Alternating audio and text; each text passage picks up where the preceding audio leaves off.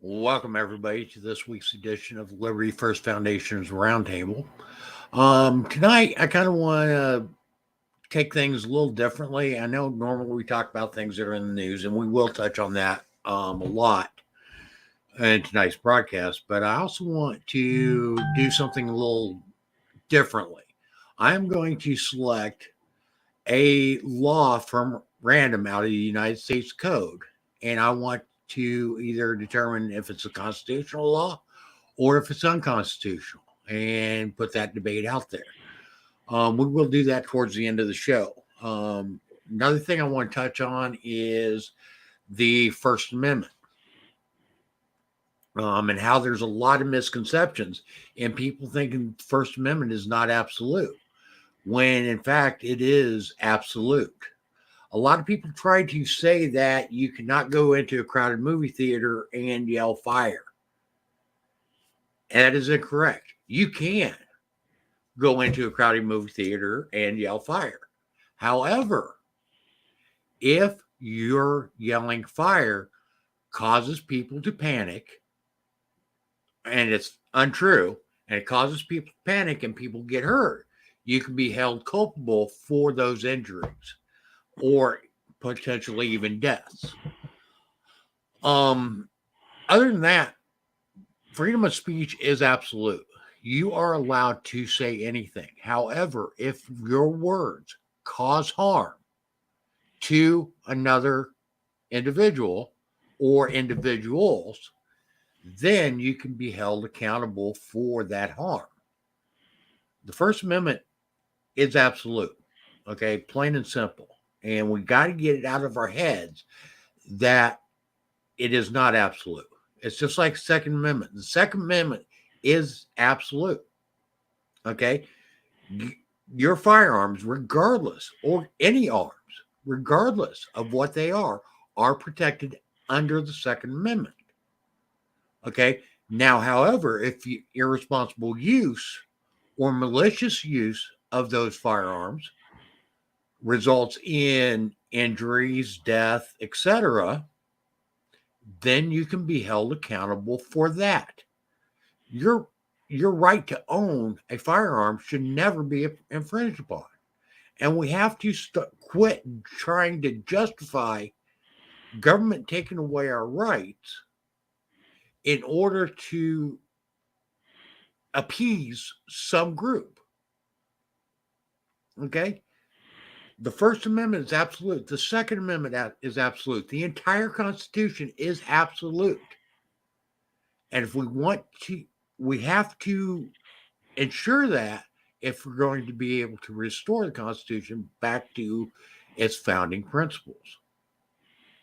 Okay, plain and simple. That's what it is. And I'm going to step off my soapbox. Frank's here with me tonight, and I'm sure we will see and hear from Michael and Jeremy later. Glad to see Jan, Peter, and Dahl in the chat. Welcome, guys. And with that, I want to thank everybody that's viewing tonight. As you know, we are in the middle of our 2023 membership drive, and we are urgently asking you guys to become a member. Okay, the more people we have that are members of the Liberty First Foundation, the better off we are able to represent you. Okay, the larger our voice becomes, and the more united we become. So, with that, Frank, what's going on with you? It's been a little bit of a tumultuous week here at the homestead here. A good friend of ours is currently in the hospital. Had a very bad situation this week with a brain aneurysm. So we have been closely monitoring her and her situation. We're praying to God that everything happens. You know, I'm kind of I believe that things happen for a reason, and you kind of look at a chain of events and you say, well, you look at the end result of it, but you don't look at the events that led up to that end result and how different it may have been had a first domino not fallen. And her situation, everybody's, very dire, very concerned and everything. And I'm like, she's going to be fine. She's going to be 100% fine because a series of events started a couple of years ago that put her in a position that when that time bomb went off, somebody was there to find her immediately and get her the care that she needed and Right. get her to the hospital. And she is a fighter. She's a fight. She's 5'1", 90 pounds, and she'll probably have no problem kicking my 300-pound ass if necessary. And she is tough, and she's fighting.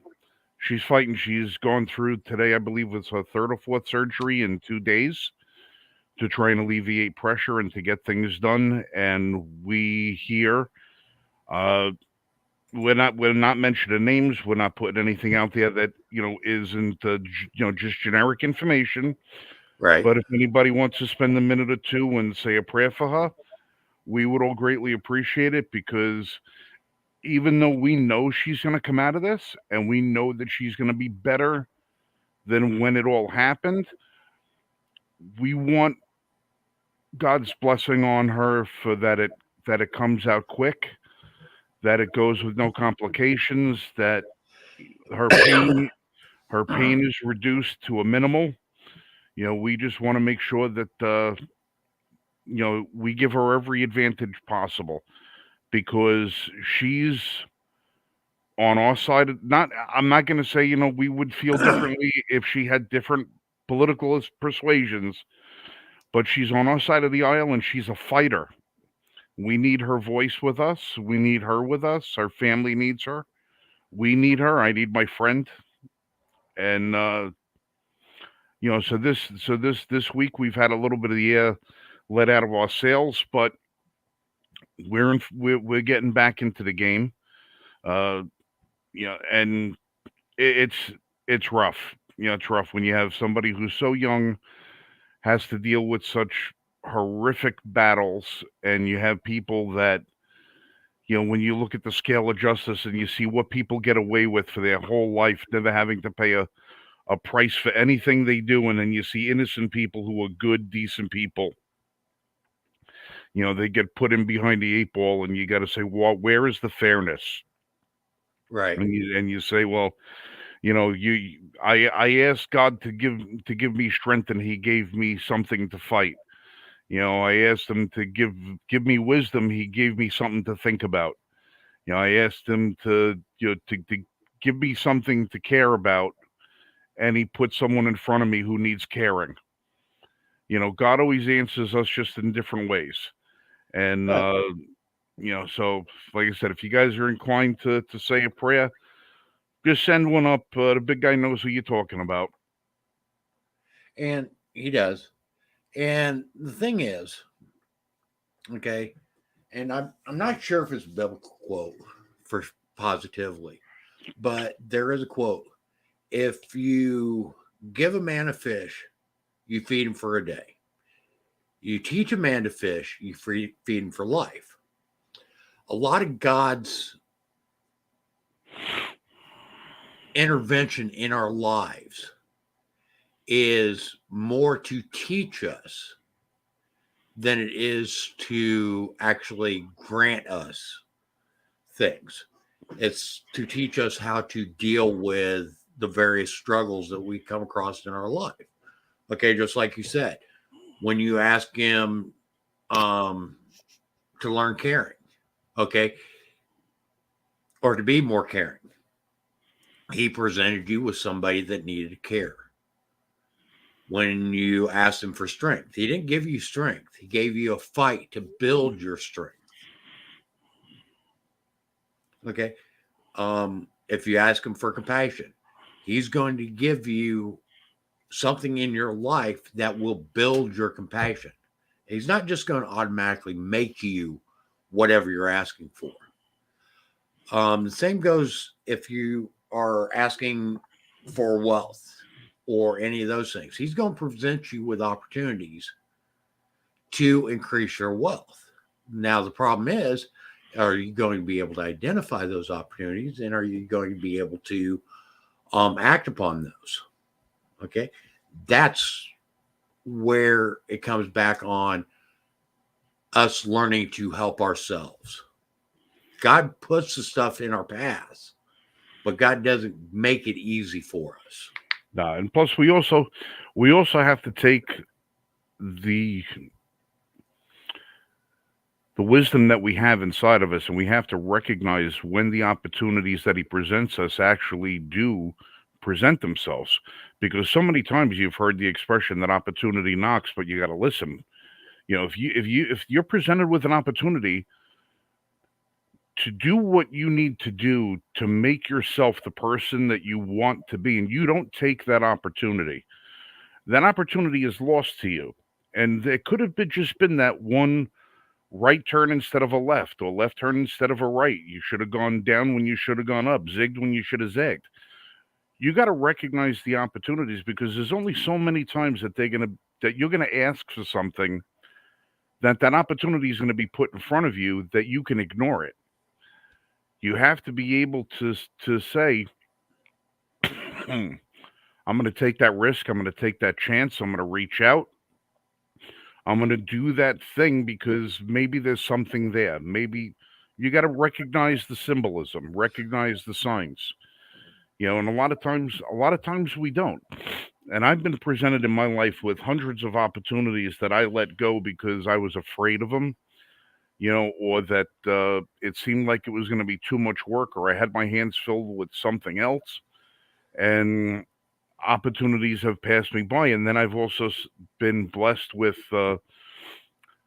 warning signs that I took. And those warning signs that I said, maybe I should wait 5 minutes, and something happened. 5 minutes where if I didn't, I might have been in the middle of something bad. So it comes in all flavors, it comes in all circumstances. I think we have to be more conscious of what the universe is telling us as people, Mm-hmm. and we have to be a little more situationally aware of what's happening around us, because this life moves so quickly, and it is literally every one of us is as fragile as a champagne glass. It doesn't take much. It doesn't take much to upset the apple cart and to bring it to an end. It really doesn't. No, it So doesn't. and you know as well as anybody how quickly life can change. I Oh, know as well definitely. as anybody how quickly life can change, and how if we're not paying attention, or if we don't have our things in order, that it can go from clear and sunny to bleak and dismal in a blink of an eye. So everybody, you gotta try and take the best care of yourself, your family, your situation. Don't look at your responsibilities as burdens. Think of your responsibilities as gifts, because people who don't have responsibility don't have the gifts that come along with them. If you're not responsible for your children, it's because you don't have the gift of children. If you don't have the Mm-hmm. responsibility of family, you don't have a family. If you don't have a responsibility of a rent or a mortgage, it's because you don't have a roof over your head. You know, there are things that you have to look at and say, these responsibilities I have are the price that you pay for the gifts you receive. And never curse your responsibilities, because they're on you to begin with. They're the product of the decisions that you've made. So take the decisions that you've made, look at the price that you're paying for it, and what you're getting in return. Because if more people did that, they'd be a little bit more appreciative of what they have in this life.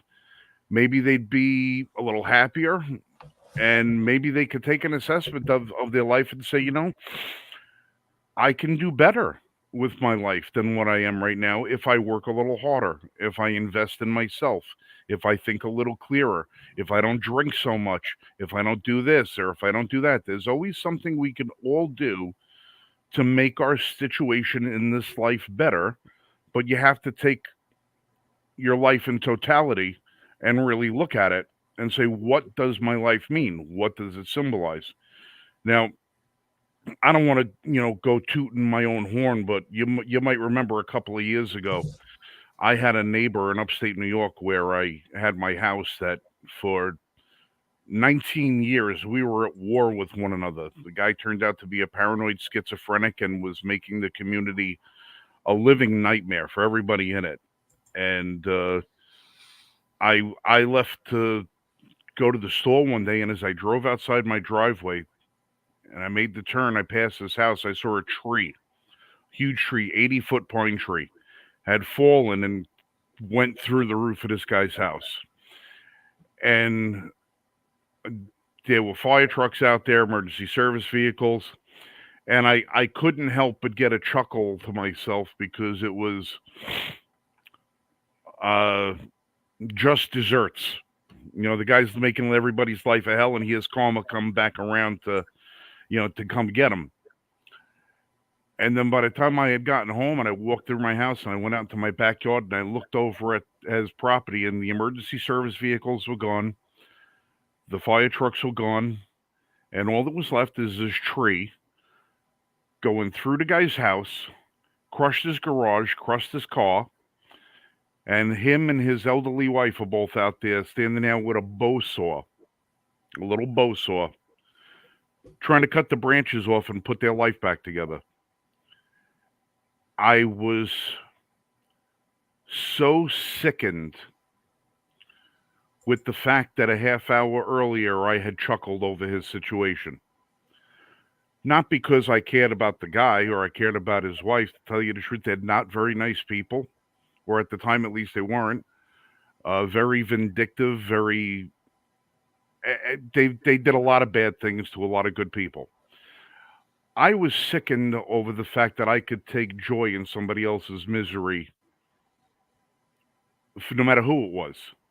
And I thought to myself that I should have been a hell of a lot better than that. And that hurt me so badly because I was sitting there. Here was once again the universe presenting me with an opportunity to show people who I am.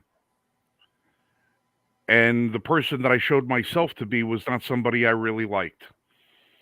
And I had forgotten who I was. And a lot of people in my life forgot who I was because that's not me. I'm the first guy to jump into the fire. I'm the first guy to help. And the fact that I took that opportunity to laugh at somebody else's misery made me so ashamed of myself that I was sick. Mm-hmm. I was sick. Well, within 24 hours, we had raised enough money to replace the man's roof, to rebuild his house. I had a 80-ton crane over at his house with 30 guys with chainsaws removing the tree.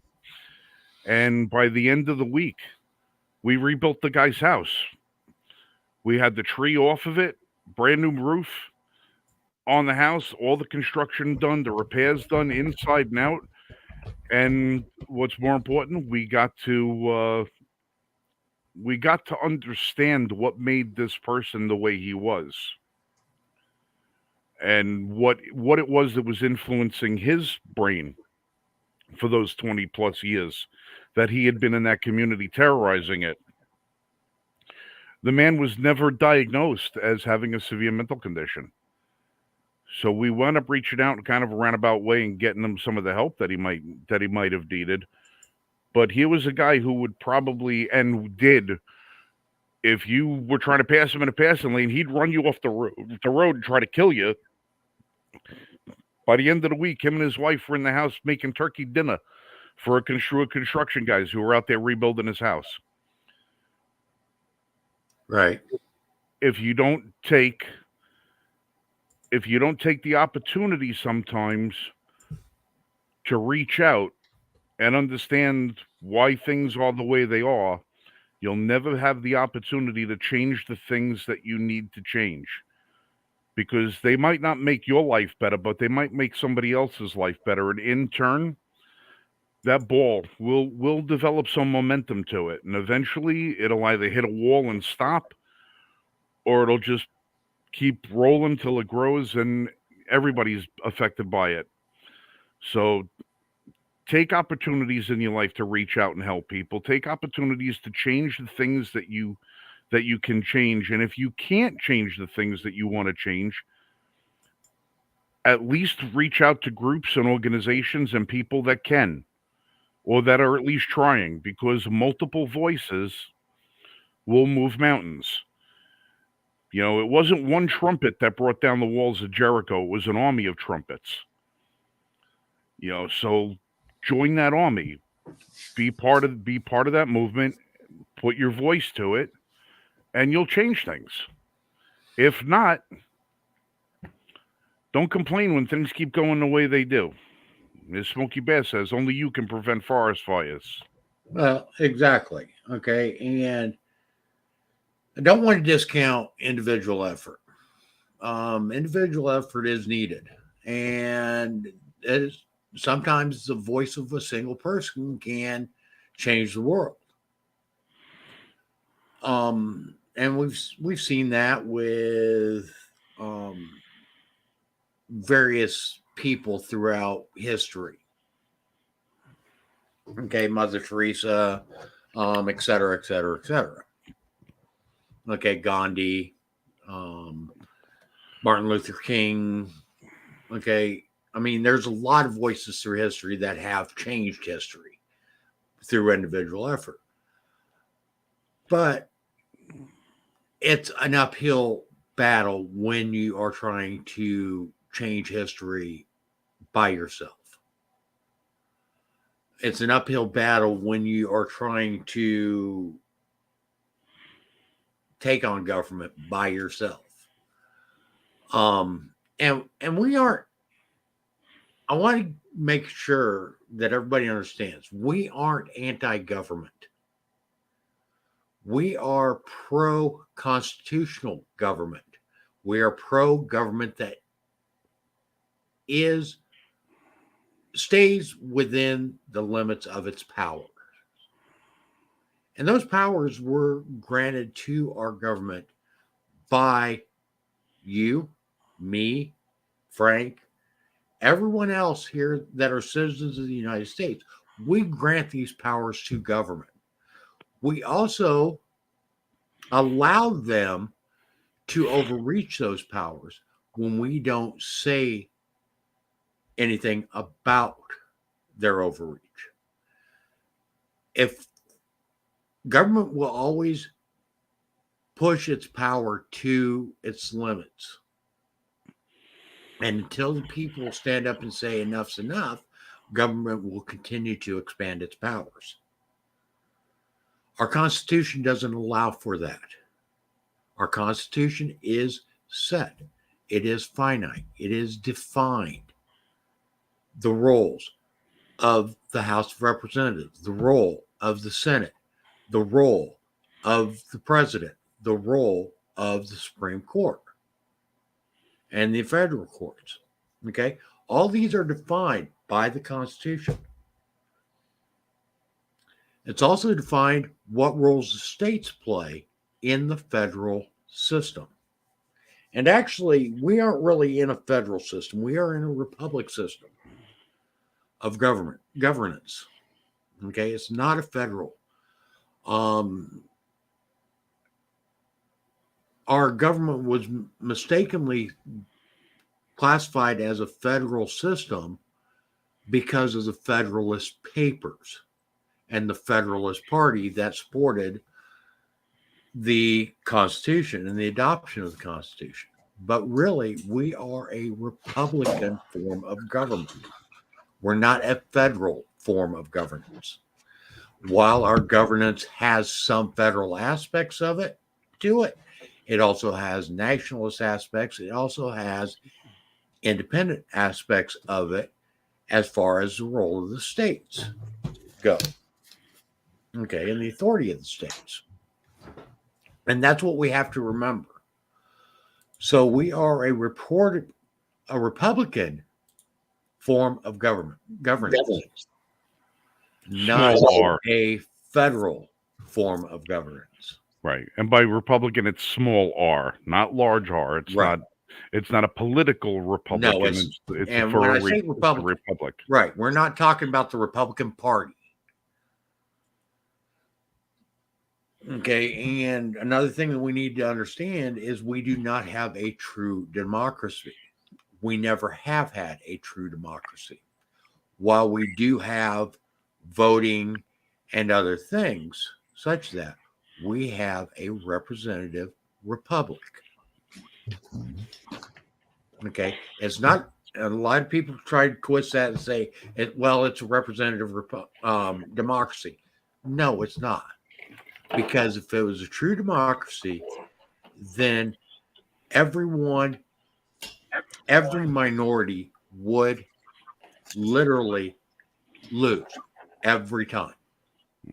Okay. However, we have checks in our systems that don't allow that. Actually, let me rephrase that. We have checks in our systems that allow minority to have voices, regardless whether they are what they are. If it's a minority political party, if it's a minority race, if it's minority class, whatever, they still have rights that cannot be infringed upon. They still have a voice within our governance. That is why we are a republic and not a democracy. A true democracy will always lead to tyranny by majority. Plain and simple. So let me Okay. catch up. Let me catch up with you guys because I think this kind of catches into something that first, I'm sorry I'm late. Was having a little bit of a problem with my computer, and I was just uploading a video that I want to talk about here because of what's about to happen at midnight. And I think that plays into what you're speaking about, Mike. I'm not sure, but talking about our republic and the fact that if people aren't paying attention, there's two ways people lose, either because they're not involved or because they're trying to get a majority of democracy where their voices are going to be drowned out. Mm-hmm. Now, I think this is important because, as an example, look at New York State. New York State has a majority of Democrats, a single party controlling every aspect of government. That's the governor, state senate, state assembly. Most of the cities are all run by Democrats, right? And most of our representatives in Congress as well. There is a single voice that is coming through New York State. You see a similar thing in California, Illinois, Maryland, a few other places, New Jersey, Pennsylvania. And this is bad. This is the example of why we don't want majorities. Because as of midnight at 12:01 a.m. on December 3rd, there is a First Amendment crushing law that has been enacted. It is going to be a fact, and I will put this up on the screen so everyone can see this because I think this is important for people to see. You're going to be amazed by this, folks. Come on. Okay, Jan, I want to address your comment here real quick while Michael's putting that up. Go ahead. Okay, democracy isn't government rule. A democracy is mob rule. Okay, government rule is an oligarchy. So, okay, republic, we the people rule. Yes. Okay, government rule when you are just government. Okay, and we aren't in control of government, but government controls us. Then we're looking at oligarchies, aristocracies, monarchies, those types of governments are government rule.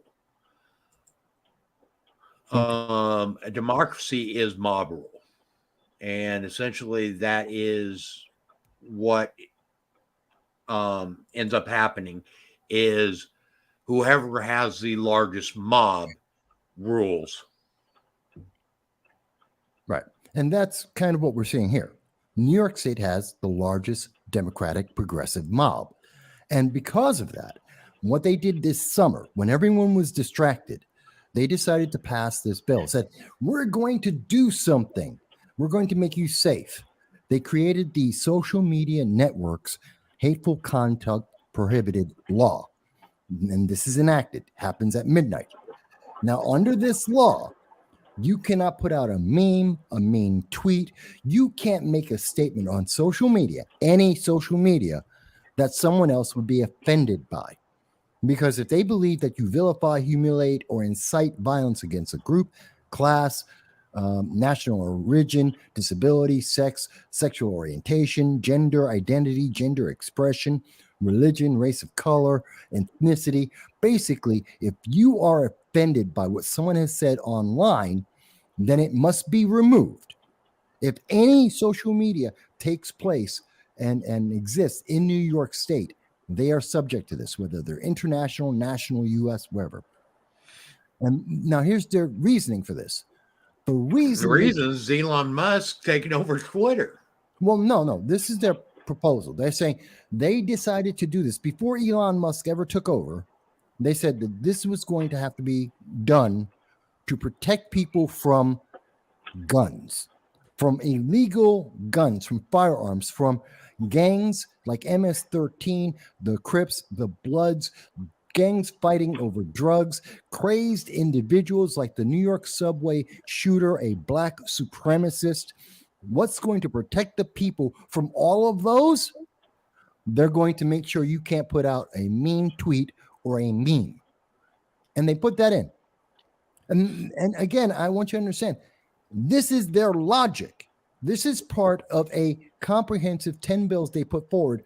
They said that this is going to protect you, that if you do not see mean tweets, if you don't see a meme that you find offensive, then the gangs and the deranged criminals, the crazy people running around doing mass shootings, school shootings, drug shootings, gang violence, people robbing moms, literally robbing moms with a gun. When that mom, remember back in April with Eric Adams, and he said, I'm going to have an anti-gun unit because a mom was on camera getting robbed by two men with a gun when she had her kid. Their answer is to stop that, to protect women who are being sexually assaulted, to protect them, we're going to take away mean tweets. That's what majority rule gets you. That's what you get when you have a majority and you have a democratic vote, not a constitutional republic where they are representing you. This is what happens when we have one party in control and no other voices are heard. I really want people to think about that. And I'm going to... It'll be so... Go ahead, Jeremy. Go ahead, Mike.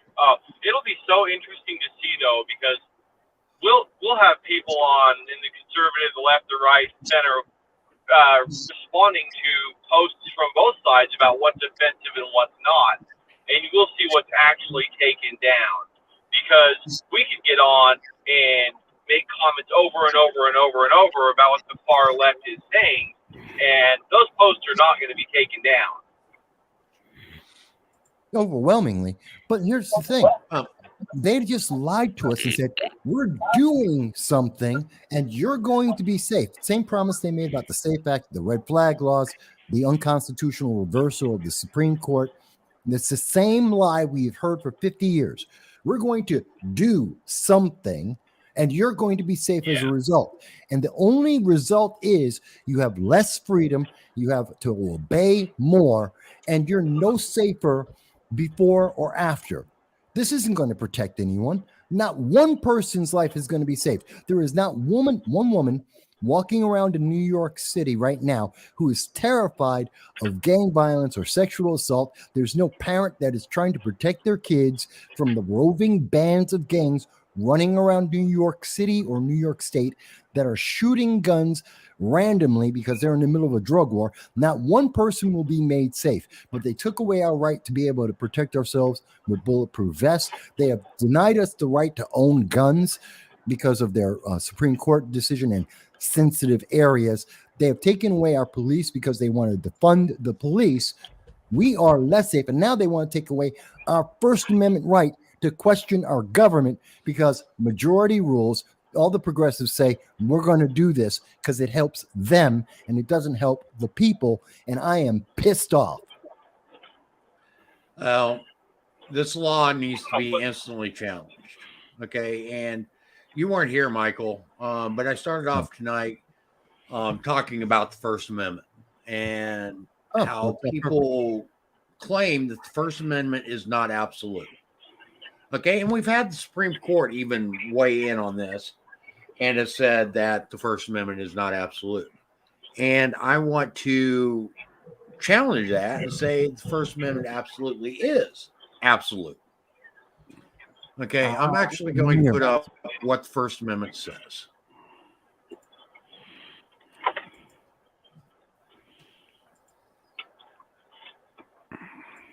See, I'm a near absolutist, just to be on the record. I believe in almost absolute. The First Amendment says Congress shall make no law respecting an establishment of religion or prohibiting the free exercise thereof, or abridging the freedom of speech or of the press, or the right of the people to peacefully assemble and to petition the government for a redress of grievances. That is absolute. That cannot be any more plain in its wording. Okay? Plain, straightforward. However, because of various things that they've done throughout history,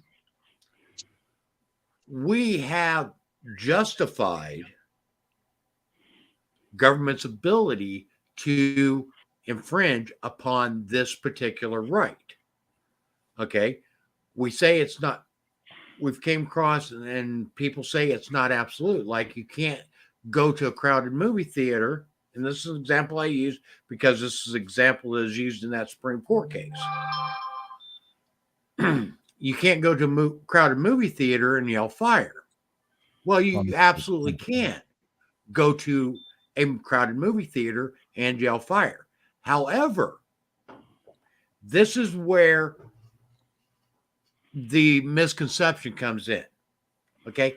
If you go to a crowded movie theater and yell fire and it causes a panic that causes people to get hurt, injured, killed, maimed, whatever, you're not accountable for your speech. You're accountable for the damages your speech has caused. That's why we have laws that for liability. Okay, if you make false claims on something, then you can be held liable because of those false claims. We have why am I drawing a blank? Defamation. Okay, if you make erroneous statements that defame the character or defame the character of an individual, then you can be held accountable for that defamation. Okay, you're not accountable for the speech. You're accountable for the damages that speech has caused. And that's what we need to get into our heads. Okay, with these freedoms that we have.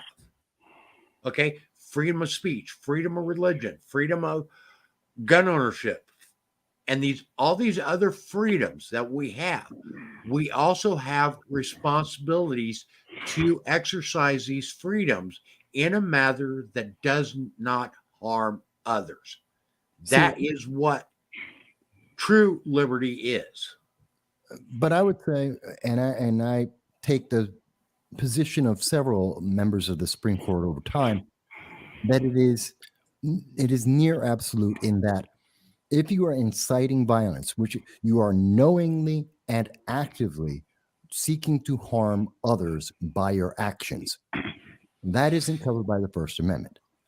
It isn't free speech because it is a violation of the tenets of the Constitution itself: life, liberty, and the pursuit of happiness.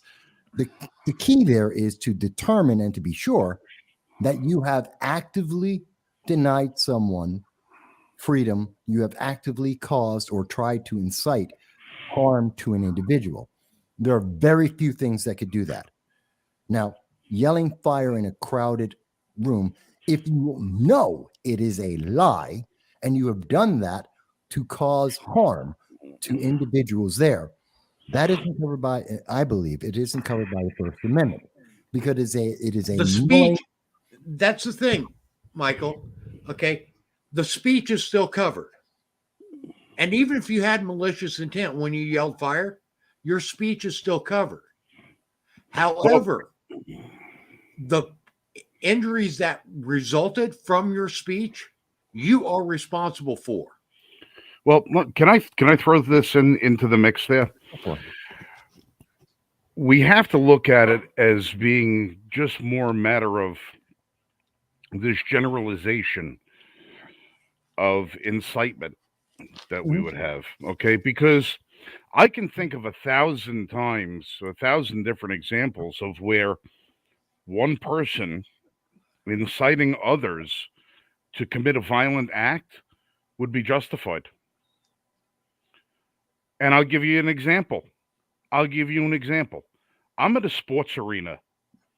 I'm up on the upper level, and I see down in the lower level some guy raping a woman in the corner, and I can't get there to stop it. And I start yelling, somebody's got to get over there and stop that mother effer, or somebody's got to do something to do it. And I'm now inciting a crowd of people to go over and physically intervene in what is potentially a rape or even a more violent situation, like maybe the guy's strangling the woman, or maybe the guy's hurting a child, or maybe I see across the street from me out of my apartment building somebody throwing Molotov cocktails through the window of another apartment building, and I need to rally the people to stop that person. But see, that's not inciting violence. That's protection. But life, liberty, and property. No, because you see, here's the thing, though. When we talk about inciting, there can be 1,000 different levels of inciting, and the word incite does not necessarily denote a negative connotation. True. Okay, you could be inciting people to do the right thing by the use of your voice. What Michael is saying is that the end result of your cry, for whatever reason you're using your voice to institute an action, is either justified or not justified. And by saying, oh, you can't say this or you can't say that, well, now you're also precluding people from doing the right thing. You have to look at the end result of what that speech meant. All right. Now, what would have happened if, say, at Kent State, when you had all those members of the military standing there about to open fire on unarmed students, and somebody would have said, we better tackle those sons of bitches and put them down. And maybe they ran and they all tackled and beat those cops up, and it saved the lives of the students. Now that guy could wind up getting charged with inciting, or getting charged with assault, or getting charged with something, even though his actions prevented something bad from happening. And the ultimate act is the British are coming. The British are coming. Well, let me clarify that. What I'm talking about is not the preemptive censorship of the First Amendment, like we're seeing in New York State that's about to happen, not the preempting and removal of someone's free speech. We're talking about afterwards. I'm talking about the end. Again, I'm looking at it from the end product of after the consequences are being accounted for. Then you can't come back and say, well, I'm clear of the charges. I'm free and clear of inciting the crowd because of a KKK rally or whatever, because of BLM, you're taking over autonomous zone. I'm not forgiven of that because of the First Amendment.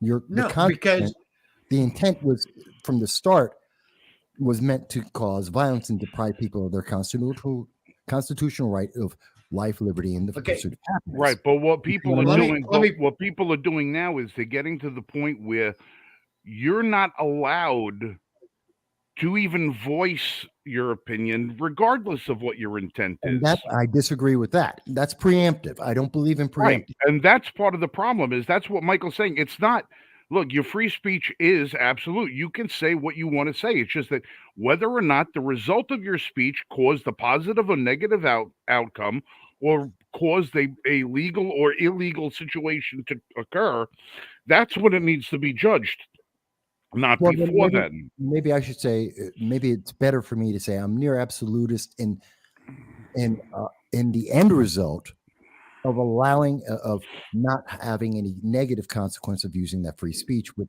those exceptions. I'm looking at it from the end going backwards, where people today are saying it's not my fault because I'm excused for this action because, and I don't think saying going backwards and saying I'm excused for what I did and the consequence because free speech. No, you have a consequence. You And are that never was the intent of the First Amendment. Okay, the right. First Amendment was never intended to excuse you from the culpability of your speech. But that's how it's being used now. It was That's how it's allowed. being used now. I know, Right. and that's a wrong interpretation of the First Amendment. Well, Okay, the the First Amendment allows you to say whatever you want. However, you are still responsible for the results of whatever that speech is. right. Well, the First Amendment, the result was you should be able to criticize your government without winding up in the stocks. Right. Yeah. That's what the purpose of the First Amendment Right. was, because you couldn't say anything against King George. Otherwise, you'd have been in the town square locked up with people throwing tomatoes at you. Technically, you still can't. In England, Okay. the United Kingdom. Well, And King George we is an can't- asshole. And we can't say that certain speech is hate speech. We can't say that certain speech is insightful or any of that type of stuff. Okay. Your words do carry power. Mhm. Okay. And they're and that power can be volatile at times. And you're not restricted from saying things. Okay. And the First Amendment doesn't protect you from the consequences of what you said. Mhm. Okay. And that's what we have to understand too as a nation. Okay. Yeah, I have the right to say whatever I want to say. However, the First Amendment does not protect me from the consequences of the result of what I've said. Right. Okay. And that's where we get into areas where people use that to try to justify infringing upon the First Amendment. Okay, I'm allowed to say whatever I want to say, but I'm also responsible for the results of whatever I say. Mhm. Okay, I can't use the First Amendment as a defense. Right. That's my point. Yeah. Right. That's my point. You can't use it as defense. But Kanye had every right to say what he wanted to say about 1940s, 1930s Germany. The consequences on him. But Right. what we're seeing here in New York is, oh, we're going to preemptively stop you from being able to say things because gun control, which is stupid. And you don't have that right. And it's just, and getting to gun control. Okay. The Second Amendment is another thing that is absolute. Yes. Okay. Government cannot deny you the ability to own any firearm you want. However, if you use that in an irresponsible manner or in a malicious manner that causes harm to somebody else, then you are responsible for that action. Absolutely. Okay. That's why we have murder. It's not the ownership of the gun that's the problem. It's the misuse of that gun. Exactly. Always. Okay. It's not necessarily the speech that is the problem. It's the misuse of the speech. Right. Right. Okay. And if you misuse speech and it causes harm to somebody, that's the same thing as if you misuse a firearm and it causes harm to somebody. Okay. I mean, you have times when it's justified to use a firearm in defense of yourself. Okay. There's times when using words to incite actions are actually a responsible use and a justified use. It's just sad that we have teachers in our schools and in our colleges that are teaching kids that words are violence. And for someone disagreeing with you, well, that's an act of aggression. It's a microaggression. It's an act of violence. And the response to that should either be to punish that person or to physically assault that person. That's what they're teaching our kids today. And that is such a abuse, such a twist of the First Amendment, our Constitution, our rights, and our freedoms. It is so sick. And that's how we get these stupid rulings that are being used by so many politicians to abuse us. They're telling us how it's supposed to be so beneficial to us, but yet they're abusing us at every single step. It's very upsetting. And that's where, okay, we try to justify government infringement on our rights by saying that, well, we need this law because of this. Mhm. Okay. We need to restrict gun ownership because certain people act irresponsible with guns. Okay. No. The people that act irresponsible with guns need to be held accountable for their actions. Mhm. Okay. I don't need to be held accountable for the actions of Joe Smuckatelli, who went on a rampage down the street. Okay. That's on Joe Smuckatelli. It's not on me. Yeah, well, people don't realize how that's going to have a consequence. Oh, Joe Schmuckatelli used a car. Does that mean I get to not use a car? Joe Schmuckatelli used a knife. You know, the Right. Idaho stabbings. Do I not get to have a steak knife anymore? No. Well, then why are we doing that with the firearm? It's the same difference. Exactly. They're not stopping me. Exactly. You know, the Wakusha guy, he went out in New York in 2017. The guy who was driving a truck in Manhattan. There's the woman in Las Vegas who used a car to attack an 8-year-old child and 11 other people in Las Vegas. We've got lots of examples of this. We're not looking at them, and people need to realize we're not looking at those incidents and saying, okay, so no one can have a car, no one can have a steak knife, but we are saying you can't have a firearm. What's the difference? The difference is someone's in control of you. You're losing freedom, and someone else is taking power over you. You're being forced to obey. That's the only difference, because the criminal hasn't changed. The act of the criminal hasn't changed. The access of the criminal to various tools to commit their crimes hasn't changed. Your freedom has changed. That's the only thing that changes. And people need to recognize that. It's about freedom. It's about your right. It's about having control over your life, or the government or some other entity having control over your life. And that's scary.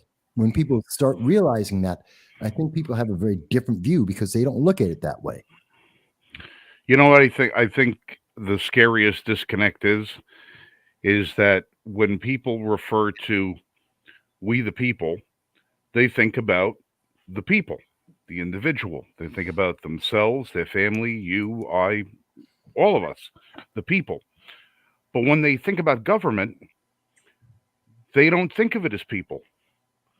They think of it as that omnipresent force that seems to know better. Why do people not understand that the government is people? If the American people need to be regulated and ruled by an organization because the people are fallible, the people make mistakes, some of the people are evil, some of the people are good, some of the people it is that. What makes anybody think that government runs in different percentages, that people in government positions are infallible, I can that answer they're that. never evil? I don't know that I can answer that. if you were to say to somebody, okay, listen, you can do whatever you want to do, but the people on your street are going to be the people that oversee your life and tell you what to do. 90% of the people are going to tell you, frig them. They don't have the right to tell me what to do. I can do this, I can do that. Why do we accept it from people we don't know? Because We wouldn't let people we know control our lives. Why do we let a group of people who are just that's a job. It's a job. I understand. It's nothing different than the guy who works at the deli or the woman who works at the cash register or your waiter or your waitress or your telephone operator or the guy who runs the power lines. It's just a job. It's a job. That's all it is. Why No, are they better than us? I can tell you. That we have to listen to them. I can tell you Because why. they won a popularity contest. That's it. The Not- media has convinced us that because they won this contest, they are somehow imbued instantly with intelligence. All right, I talk to people after every but election. that's 637 people. It's 637 plus the 9. So 648 people, 646 people are who runs the government. Senate, Congress, White House, Supreme Court. You have 600 and some odd people running the lives of 330.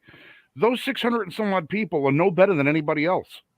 They're nobody but we look at those six. They're not the ones running anything. They're not the ones running anything. The 30,000 members of each bureaucracy on each different one of the alphabet organizations that run everything. CIA, FBI, NSA, ATF, this one, NEA, all of these different organizations have this administrative bureaucracy. They're the ones who are running everything. They're the one.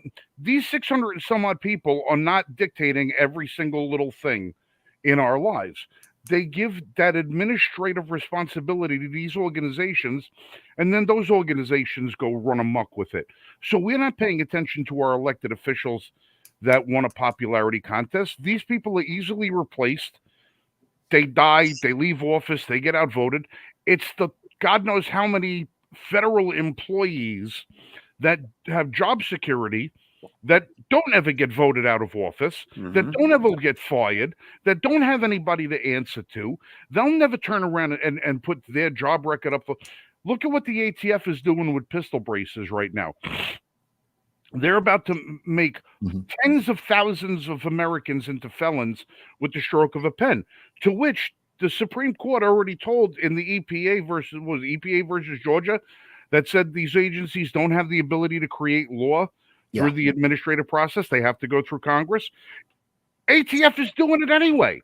And they're going to make me a felon. They're going to make me a felon because they're going to turn around and say, my pistol is now a short-barreled rifle that I now have to get a $200 tax stamp, turn it in, and wait a year for them to make up their friggin' mind as to whether or not I'm allowed to own it. In the meantime, and if I don't comply, I'll be a felon. How are they getting away with this? And the American people just capitulate.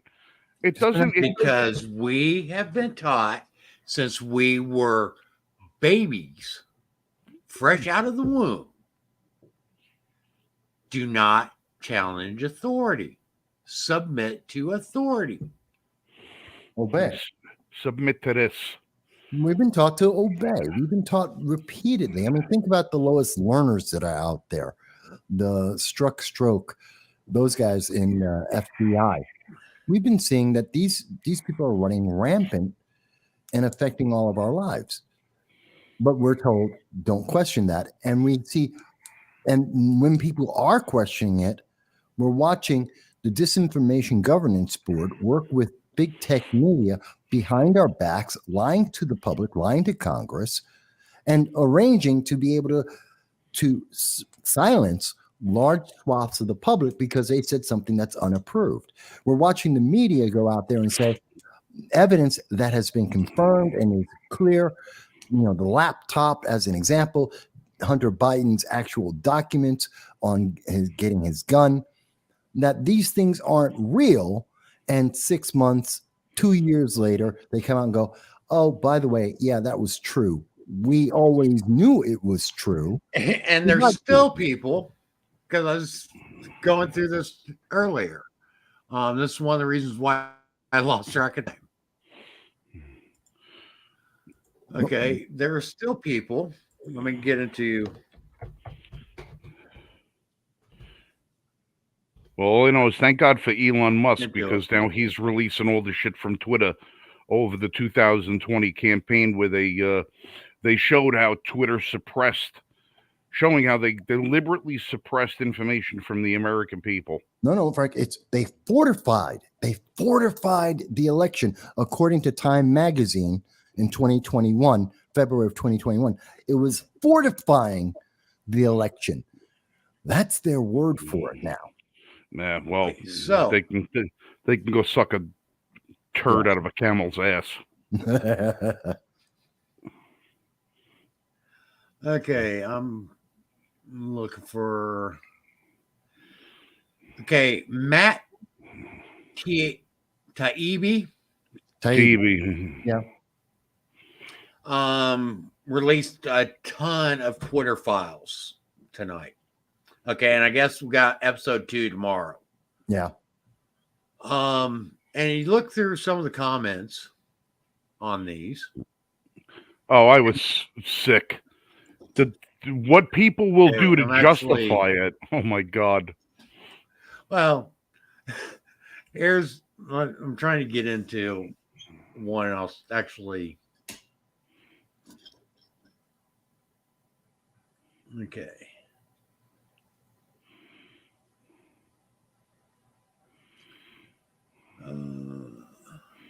Well, you're looking that up. Remember also that if either one of us was a little short this month in bill money, and one of us wanted to help the other guy out and say, "Hey, listen, how much you need? $600." Well, if I send you that $600, remember now you got to pay taxes on that with the government, because they're watching how we spend. They're watching the government that left billions of dollars of weapons on airport runways in Afghanistan with the finest military equipment the world has ever known. The government that's giving billions of dollars unaccountable to the Ukraine. The government that lost $3 trillion at the friggin' Pentagon is worried about where I send $600 as a wedding gift, or to help somebody out, or if I want to buy something from a buddy of mine that's got something that he's wanting to sell. It's my money, my personal transaction with somebody else. That's what they're going to look at. But don't worry, we're only going to raise taxes on the rich. Cocksuckers. They didn't get 87,000 IRS agents because of the rich. No, they got it for the average person. Right. And if you read that bill and you look at it, that 87,000 IRS agents is being hired. They justify it as a matter of, well, this is going to be to replace the agents that are retiring over the next 10 years. No. It's a certain level of attrition, and we want to be able to go in. They're mostly going into IT. Why are they going into IT? Because that's where the IRS works on your fucking tax return and works on what you get taken out of your salary.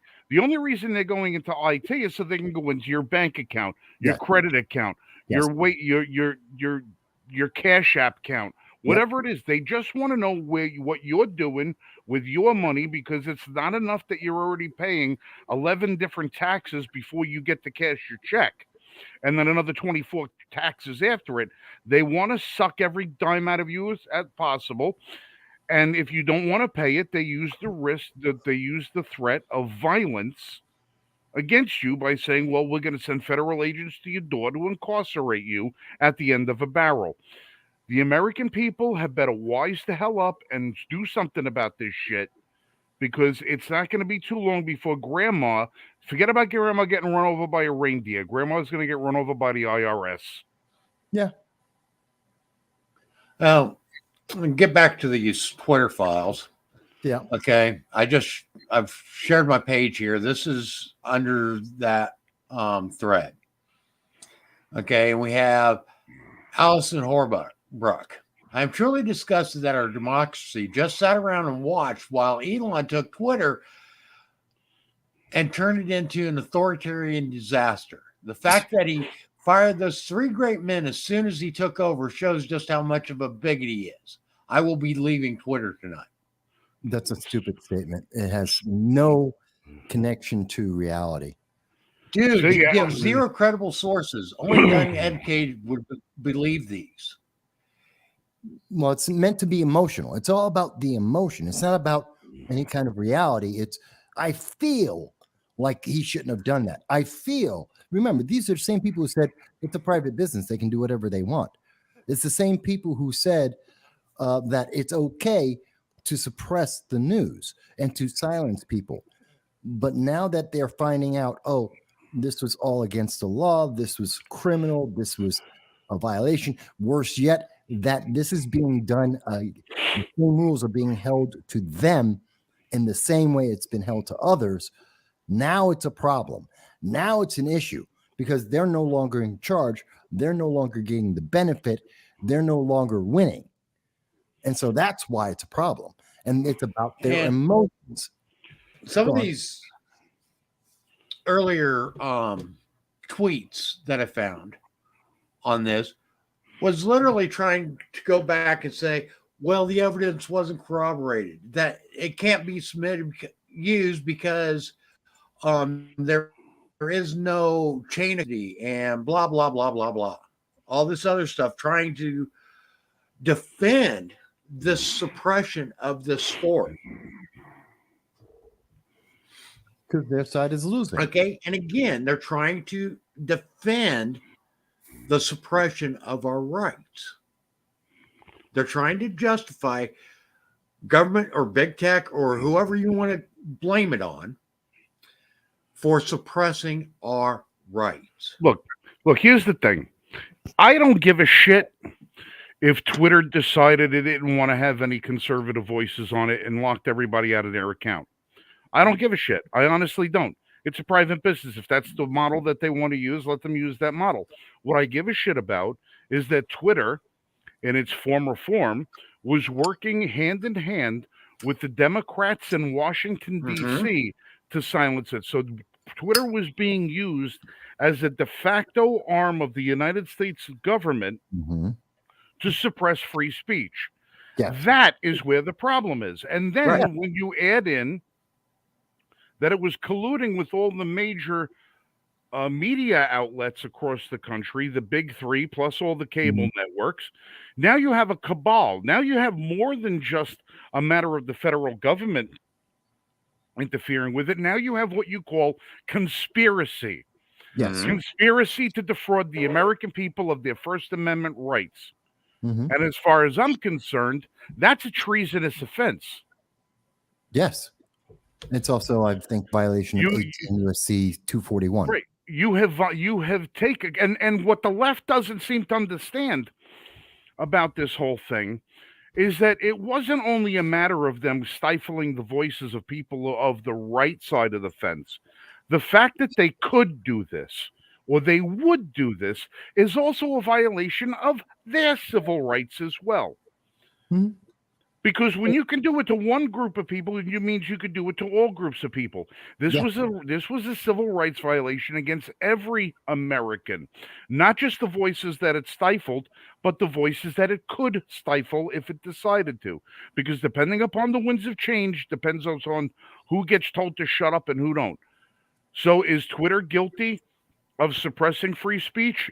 Absolutely, because they did it under the guise of working as an agent of the United States government, which is also now guilty of violating the civil rights of every American, left and right. And Yes. until the left realizes that, they're going to continue to get away for the shit. Now, Elon might just decide to turn around and say, hey, you know what? We're taking away everybody's check marks so that we're going to even the playing field. Well, listen, Elon, you can't take away the check marks and say it's going to be even if you're still only allowing people with the Apple platform to get the blue check mark. You got to let everybody on every platform get their blue check mark so everybody can be equal because equal rights is equal access. But until you do that, eliminate the blue check mark, eliminate the prioritizing of whose tweets get lifted higher up in the algorithm because they have more or less followers than somebody else, and then that's how you do it. But this bullshit, it's all got to stop. Okay. Title 18 USC Section 241, Conspiracy Against Rights. Okay, this is if you look up here from the FBI's website, Mhm.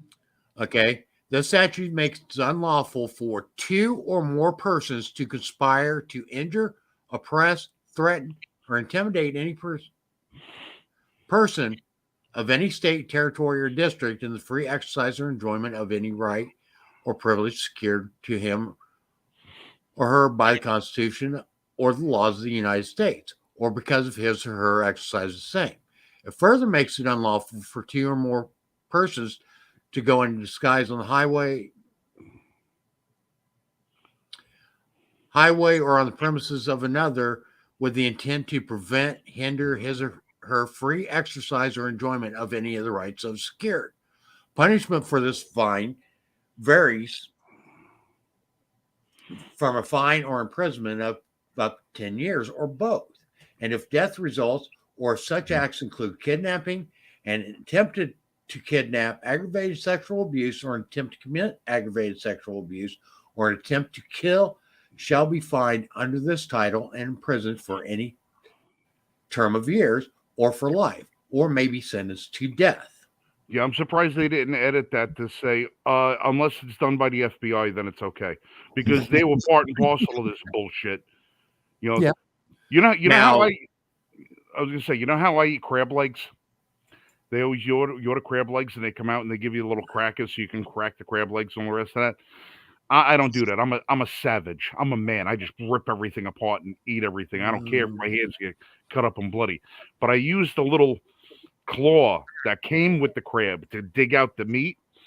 Considering that passage is on the FBI's website, let's use that as the claw to dig them out too, because those bastards are just as guilty as the media is, and just as guilty as the people at Facebook at Twitter that organize that crap. Yeah. Well, that's why I said it's 18 USC 241. It is a clear violation. There is no excuse for it. There's no justification for it. They are colluding, and it is denying people, American citizens, their right of free speech, which is a violation of law. It's an absolute violation. And there is no justification saying my side did it and it was okay, or it's because it was supposed to be to help people. I'm sorry. That's not the law. That's not the Constitution. That's not the intent. It is denying life, liberty, and pursuit of happiness. And people have died because of this. They have died because of these infringements and this denial and creating an atmosphere and a violence, inciting people to violence. There are so many violations here. But the average person will say, but the government is okay. They're smarter than us. They know more than us. And I hear that so often, and people just don't know the law. They don't know the Constitution, and they don't know that these idiots in Congress, I've seen them before, during, and after their time in Congress. They are just as dumb as someone the random person walking down the street wherever you live. They are no better. They don't know more. They're not smarter. They're not suddenly rocket scientists just because they got elected. They didn't gain IQ points. And if you've ever had a conversation with these people, which too few people do, and it's on purpose, you would realize that very quickly. Because I've talked to a lot of these members of Congress, House and Senate. They're idiots. okay. Right now I am sharing Title 18, Section 241. This is directly from the U.S. Code. Okay. If two or more persons conspire to injure, oppress, threaten, or intimidate any person in any state, territory, commonwealth, possession, or district in the free exercise or enjoyment of any right or privilege secured to him by the Constitution or laws of the United States, or because of his having so exercised the same, or if two or more persons go in disguise on the highway or on the premises of another with the intent to prevent or hinder his free exercise or enjoyment of any right or privileges so secured, they shall be fined under this title or imprisoned not more than 10 years or both. And if death results from the acts committed from the violation section, or if such acts include kidnapping or an attempt to kidnap, aggravated sexual abuse, or an attempt to commit aggravated sexual abuse, or an attempt to kill, they shall be fined under this title or imprisoned for any term of years or for life, or both, or may be sentenced to death. Now, key thing that I want to put into here, if two or more persons conspire to injure, oppress, threaten, or intimidate any person in any state, territory, commonwealth, possession, or district in the free exercise or enjoyment of any right or privilege secured to them. Yeah, oppress is the key word, which is omitted by the Okay. FBI. Which was omitted off the FBI's version of this. Yeah. So, that being said, okay, Twitter, actually, the old Twitter is actually guilty, and other social media platforms Mhm. are guilty of violating Section 241. Yeah. But they're going to claim that Section 230 is what's going to protect them, except it doesn't. No, that's it does about not. edit- It does not that's whether or protect not them you can- from this. It's about whether or not you 230, just so people know, Section 230 says you can't sue them because they're editorializing. Well, they're not even supposed to do that. That as long as they don't editorialize, they're free from lawsuit. That doesn't mean they're not criminal in their actions or that they have violated some other law that they are still subject to. So even if you say Section 230 lets them editorialize, which they are doing, which it does not, then they are still subject to the crimes they have committed, which is 18 USC 241. One does not absolve the other, nor does it cover the other. So they are still criminal, whether or not you say they get the right to editorialize and prioritize whatever we get to see. They're still criminal. And let's not also forget that several of those email exchanges that went back and forth, some people over at Twitter questioned whether or not what they were doing was legal or if they could get in trouble for it. Which is why they kept it very quiet. Right. So the fact that they knew that there was even a question of the legality of it, and that question was never really answered later on for them, shows that they had, at least some of them had a guilty conscience about what they were doing. They knew it was wrong, but they went ahead and did it anyway.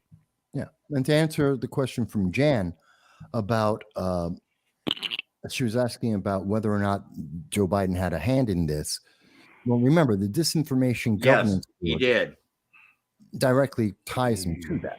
That was his board. They were pushing that agenda.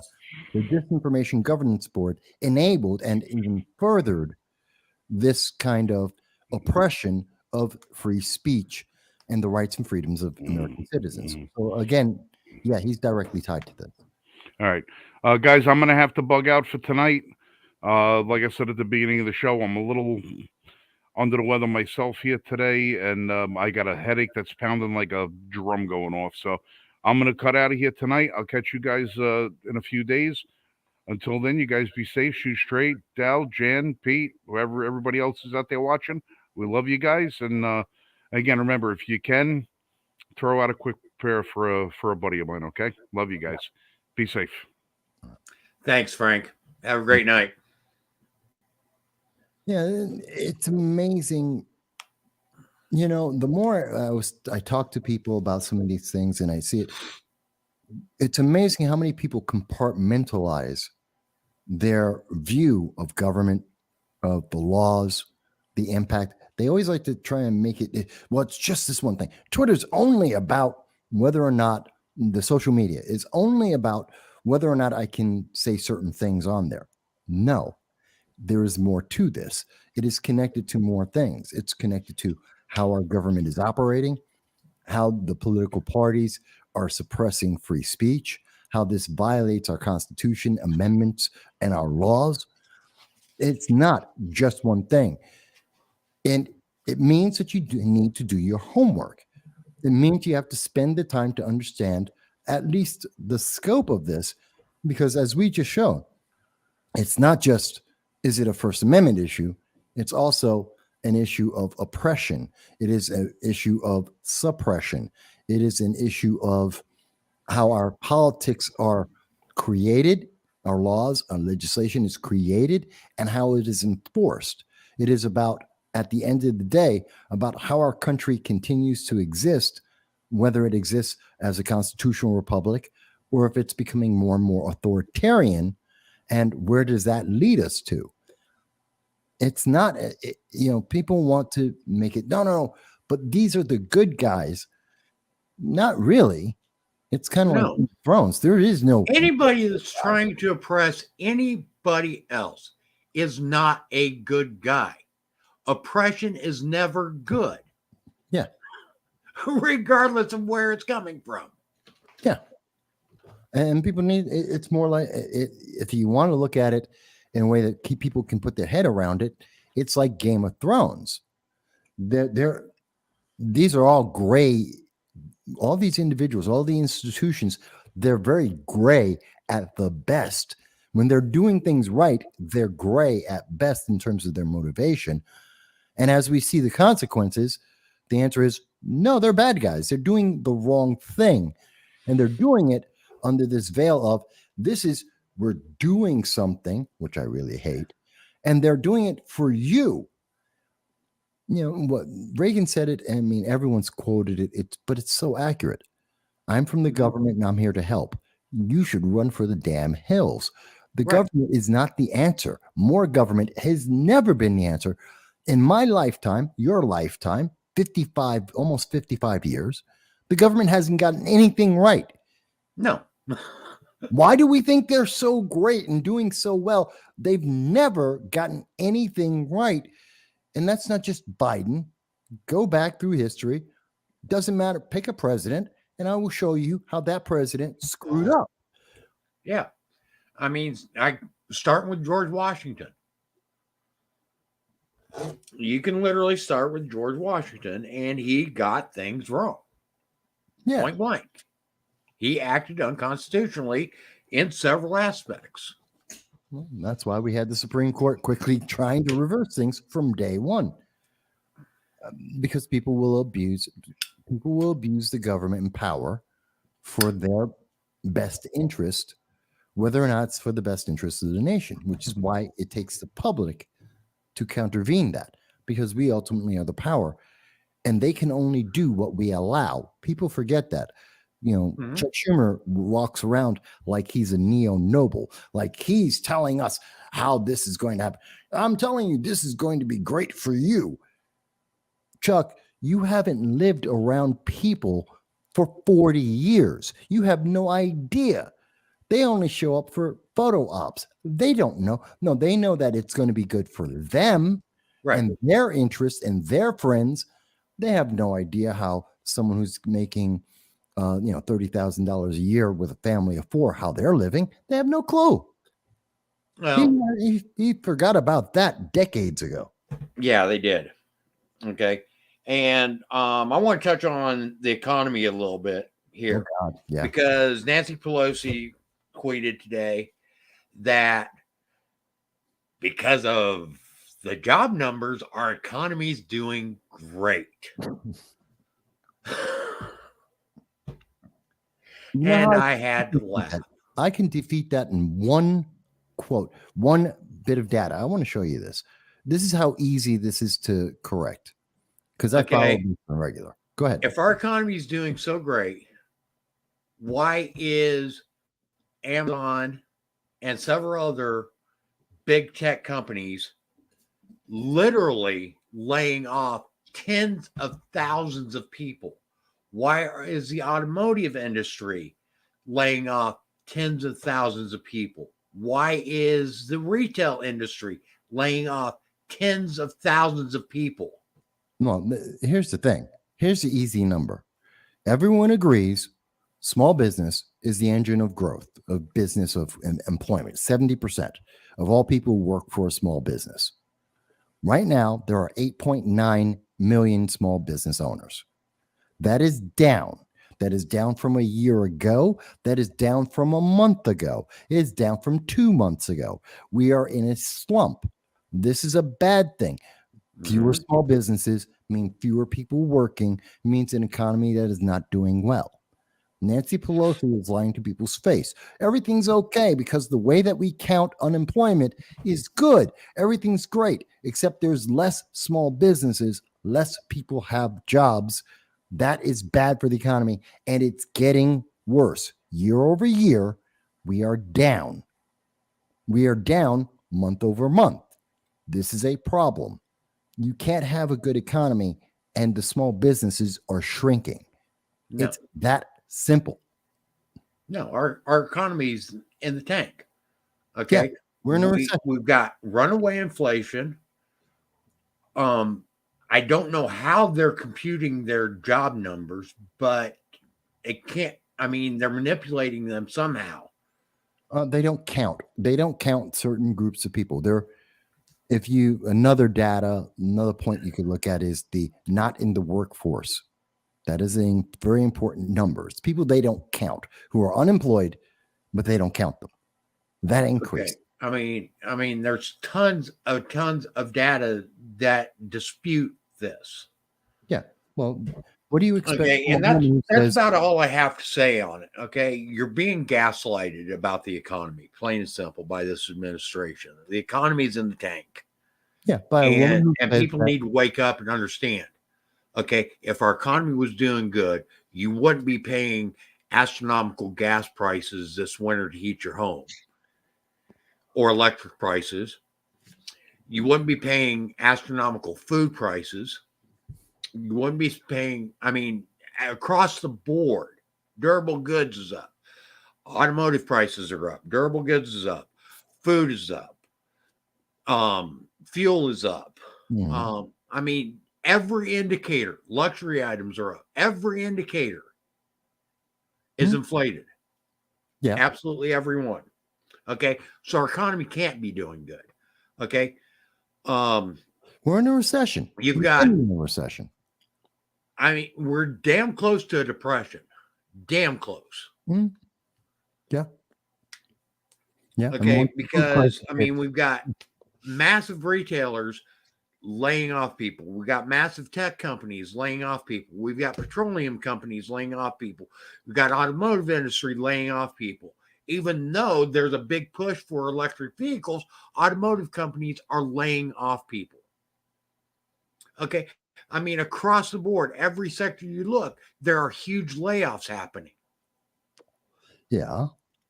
Okay. We've got small businesses failing left and right because they can't absorb the costs of the highly inflated goods that they need in order to stay in business.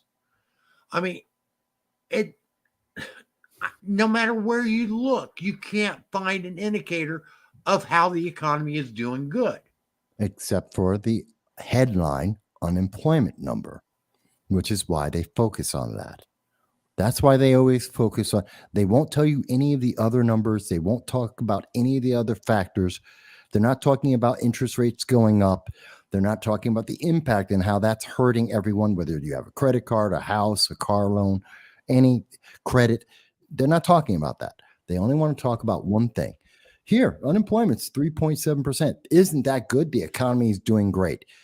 I wish it were that simple. And it's wrong, because go to the store, buy butter if you can find it, buy lettuce if you can find it, buy baby food if you can find it.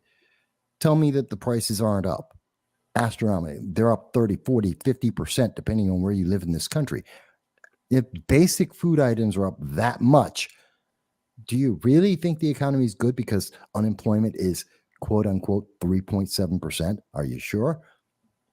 I mean, they're lying to our faces. They're lying to our faces and expect us obey. Don't question the number. We told you it's good. Okay. Let's did a quick look again, because another indicator of how well an economy is doing is the number of bankruptcies that happen. Yeah. Mm-hmm. That's okay. Growing. Now, actual bankruptcies have fell. Business filings fell 18.7%.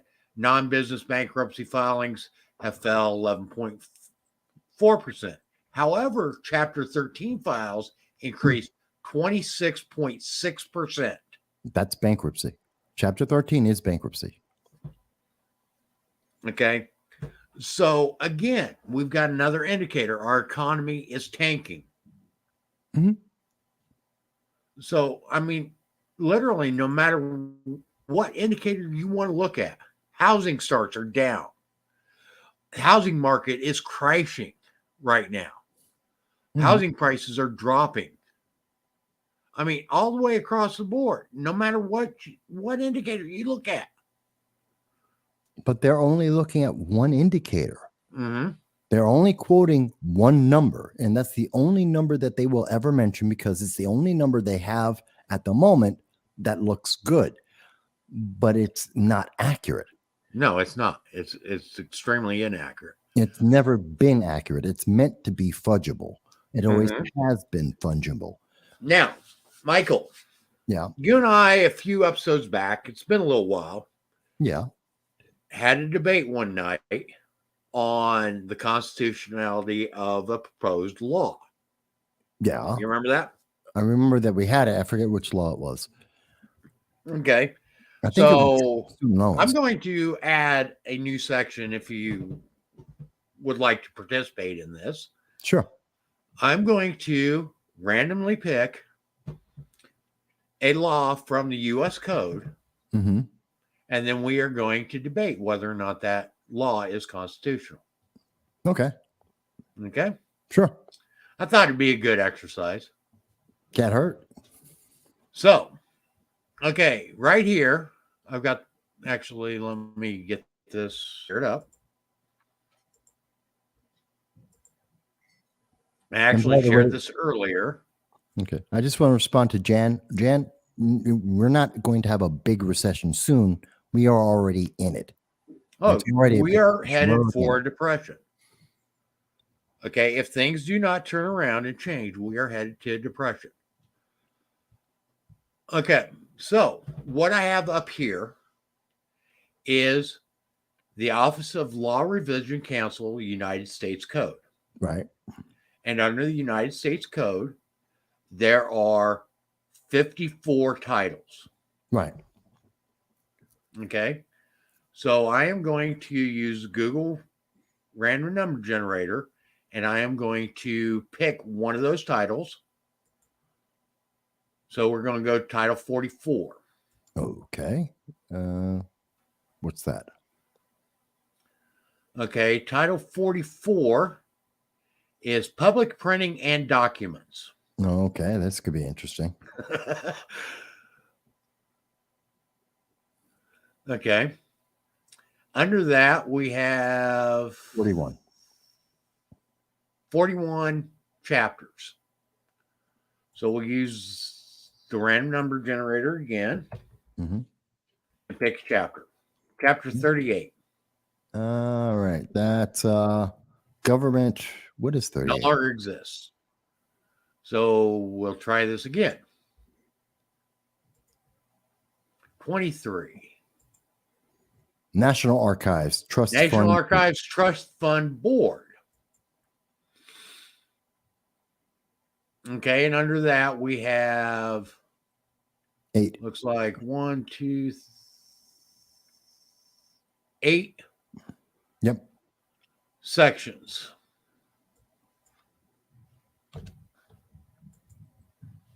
Okay, and we picked section 2. Authority of the board, seal Okay, services. so section 2302, chapter. Okay. Look at that. And here it is. It's 44 USC 2302. Hold on a second. Let me Sure. see if I'm actually sharing this or not. Not at the moment. Okay. So stop sharing. Go back to here.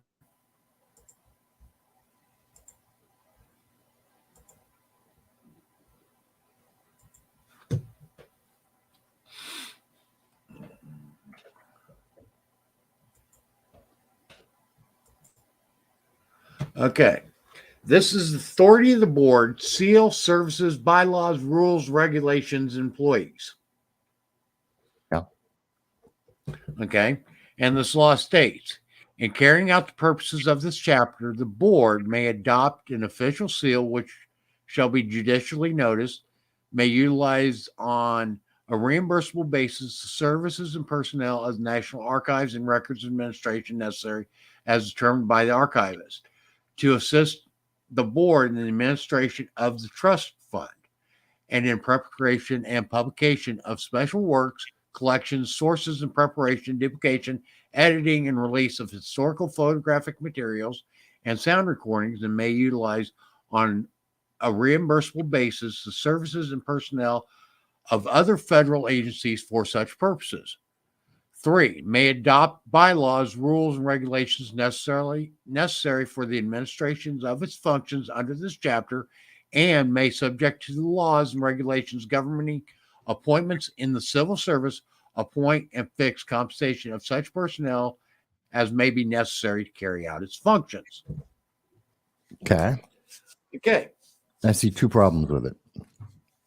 I actually see a few different problems. Well, Two jump out to me. Two jump out to me instantly. And that is okay, so I'm going to let you go ahead and start this. Yeah. So they're talking about the board in the administration of the trust fund.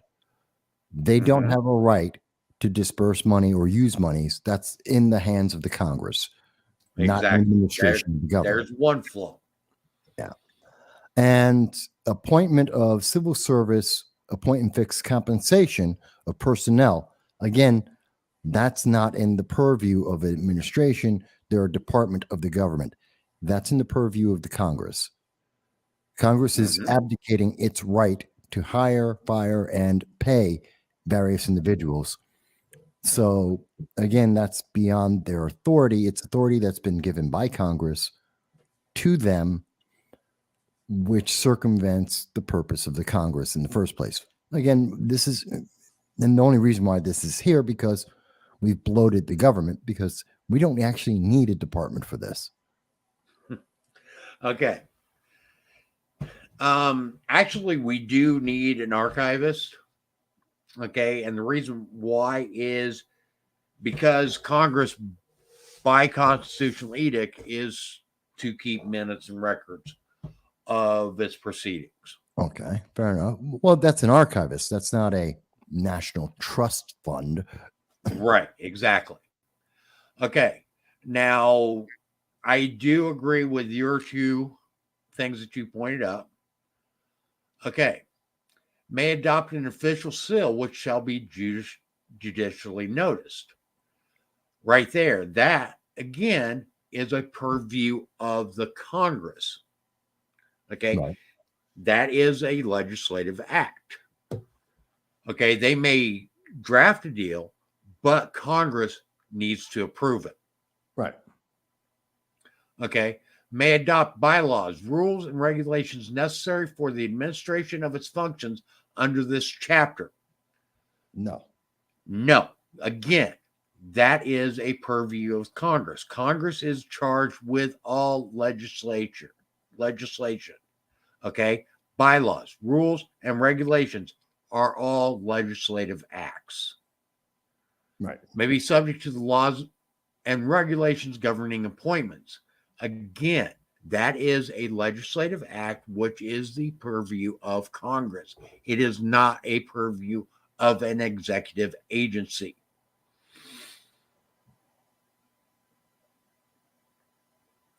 We can already. Okay, so all the way around, pretty much every section in this law can be challenged constitutionally, and it would come up short. It would come up as not being constitutional. Well, yeah, because they're shunting off the responsibility of Congress to some other agency so they don't have to deal with it. And Well, they have exactly.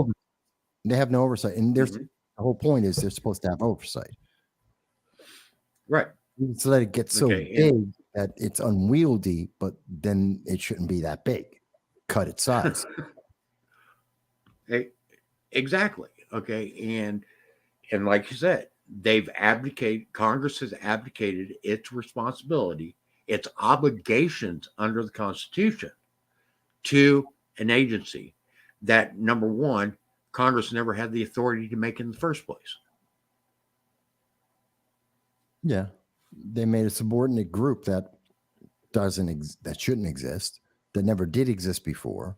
Mm-hmm. But worse than that, and you can say, well, the bloat of the government got bigger. They had a need for this. They're still subject to Congress. They're Right. not. And from this is how, and this is an example of like how the EPA can put out regulations that suddenly everyone else in the country is supposed to follow. That's the same thing as having the weight of law. They don't have that right. Same example here. They're Mm-hmm. creating regulations and rules. They don't have that right. And even if they affect only one citizen, hell, if they even affect one other department of the government, that is beyond their power. Exactly. That. It's Exactly. one argument to say that, oh, well, this is only within, the internal structure. Maybe you could argue internally that they would be able to give themselves rules on how they do their day-to-day operations. But the second it affects anything outside of themselves, they no longer have that right. They Right. don't have that authorization. Exactly. Okay. And as we just pointed out throughout here, okay, this particular set of laws is unconstitutional. This part of the U.S. Code is unconstitutional. And as such, it should not be allowed. Yeah. If the easiest way to do that is to shrink it quickly. Just Now, I do want to hear back. If you guys enjoyed this little exercise, I know I kind of did. Yeah. If you guys enjoyed this little exercise, let us know. Let us know in the comments. Let us know in chat, whatever. Okay. I would like to make this a regular part of our discussions here. Okay. Because something that we all need to know and we all need to be able to do is look at the U.S. Code. Okay. And actually, you need to be able to do this at the state level and even at the local level as well to determine the constitutionality of the laws that you're being required to abide by. Yeah. Okay. Jan agrees. Yes, we should do this every week. Okay, Jan. And I hope I hear some more from this, but this is something that I think we will start adding to our show each week, because I do think it's a good exercise for us to go through. I would find it interesting, and maybe we should keep a tally of like constitutional versus unconstitutional and see at the end of the day.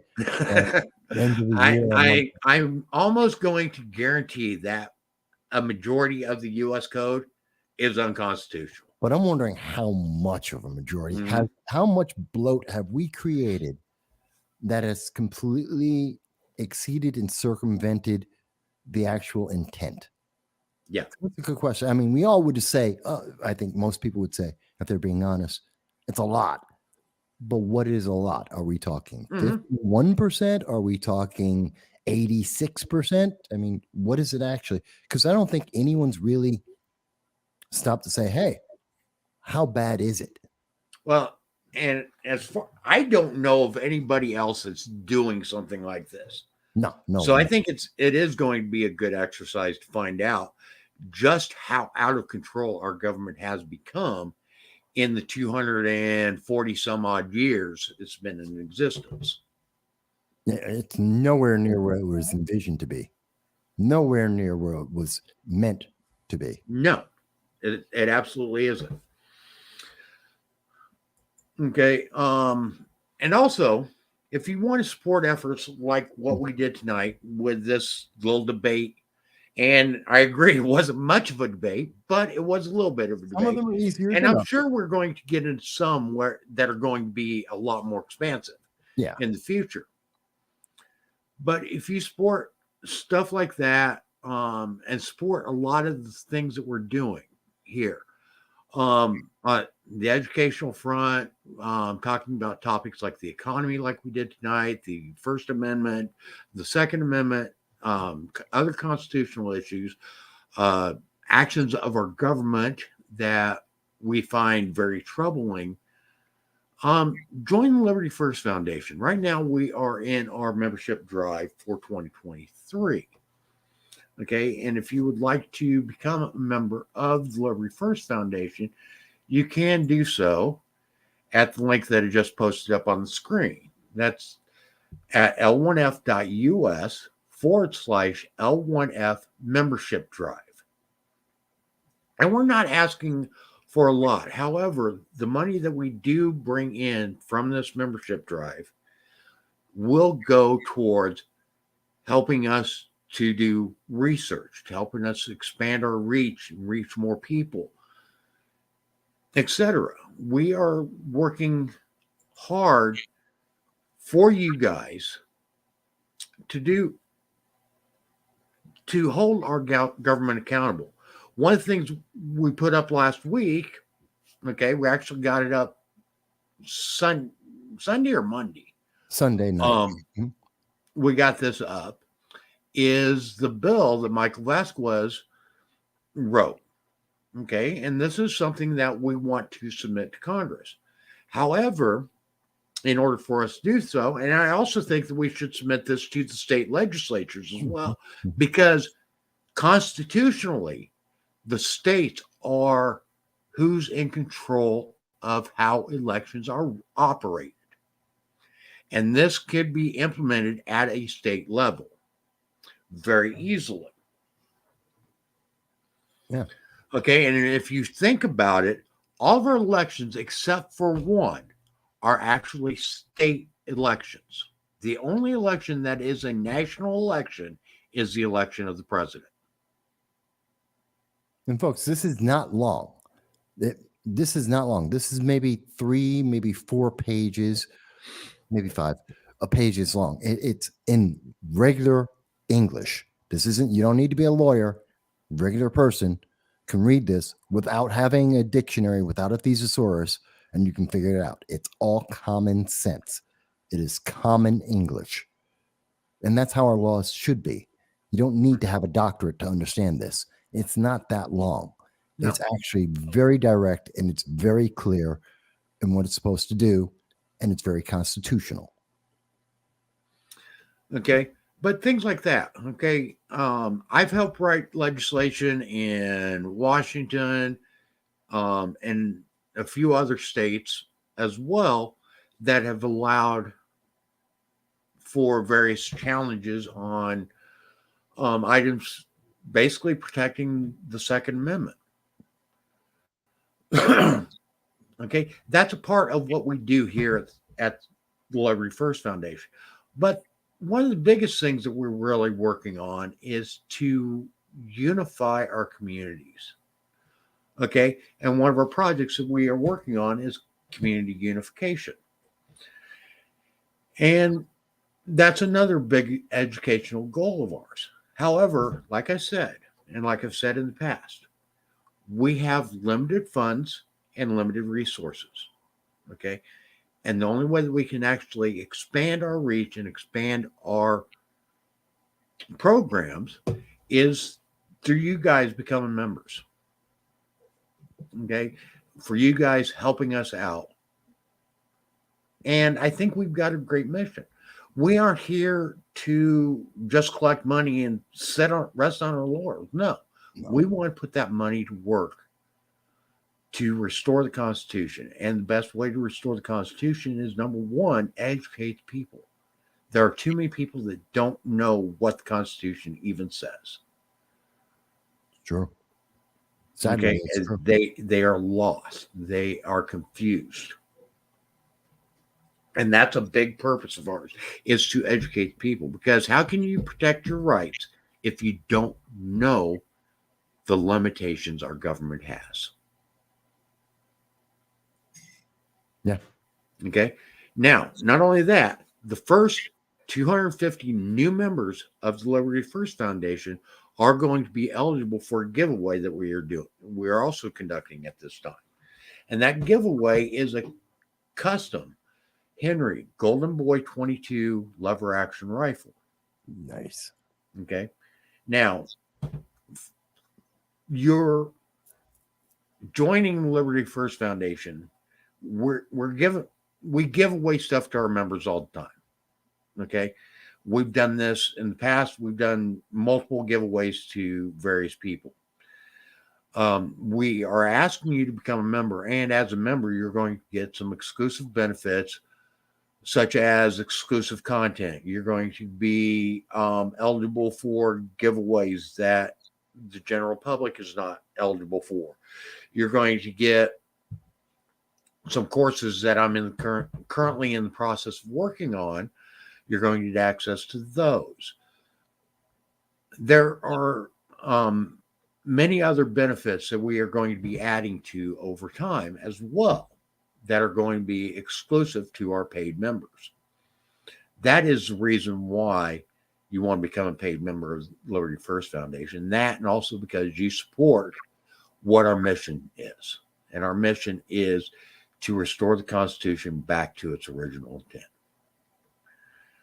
Okay, with that, I'm going to go ahead and wrap things up. We're almost at the 2-hour mark, which is about typical for our episodes. Yeah, pretty much. Okay. Do you have anything else that you want to address real quick, Michael? Just letting people know that the framework that we're working on right now, it's still a framework. We have a couple of lawyers who are looking at it, as well as a few individuals in the public. We're getting feedback on that to make sure that we haven't missed anything. So don't think that it's too late. You can't add your voice to it. We're still taking input. And like Jan has mentioned, yes, we do plan to send out several states. I'd be happy to make sure we get it out to West Virginia, New York State, all the states, and all 537 members of Congress.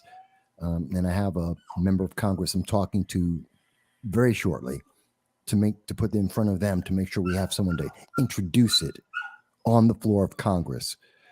So your help is making this possible. You are the engine behind what we're doing here. And I hope you're going to continue to help us do all of that. And again, the more members we have in Liberty First Foundation, the louder our voice becomes when we do talk to these members that you've asked to represent you. Okay. And yeah, you may not have voted for the person that's holding that seat right now, but they are a representative of you, and it is up to us to hold them accountable constitutionally. Okay. And that's where the Liberty First Foundation comes in. Our mission is to hold the people that represent us accountable to the Constitution. Not accountable to their party, not accountable to any platform, accountable to the Constitution. The best way. We're going to say good night. Join us every week. Here, we do a live stream every Friday night at 9 p.m. Tonight, we got a little late start because, unfortunately, I lost track of time. I'm sorry. But however, we will be back next week at 9 p.m. Eastern Time. I also want to invite you to visit our website at l1f.us and also follow us on Twitter, YouTube, and Facebook and Instagram under the Liberty First Foundation. Just do a simple search and you will find us. With that, I want to say good night. Have a great week, and we will see you next week. Thank you, everybody. Thank you.